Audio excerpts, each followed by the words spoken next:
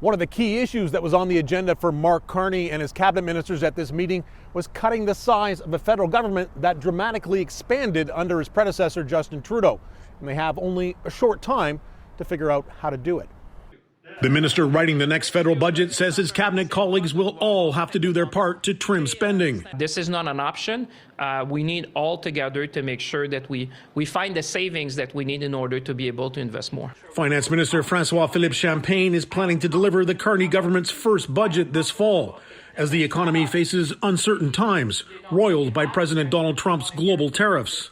The Prime Minister says this budget will balance austerity with investments to stimulate economic growth. But potential cuts to the size of government will draw comparisons to deep cuts to program spending in the 1990s under then Prime Minister Jean Chrétien.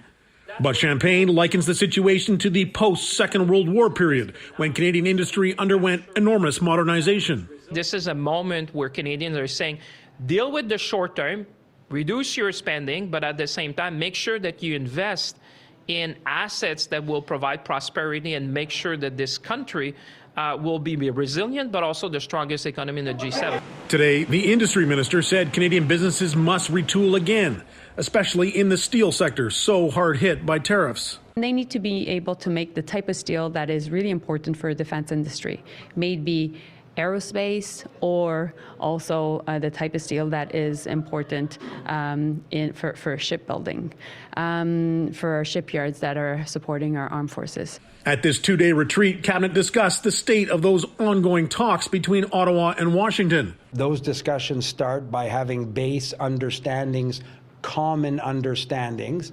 of a series of potential options that may ultimately form what the Prime Minister said would be a series of small deals that cumulatively would put us in a better position than right now.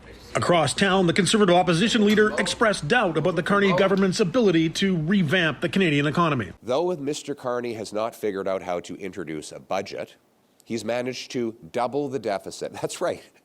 The deficit is going to be twice as big under Mark Carney as it was under Justin Trudeau. Next week, Carney and his cabinet ministers will travel to Edmonton, Alberta for a caucus retreat with other Liberal MPs to ensure they're all on side with the government's legislative agenda for the fall, and crucially to rally support for spending cuts that a lot of Canadians are not going to like. Glen McGregor, City News, Toronto.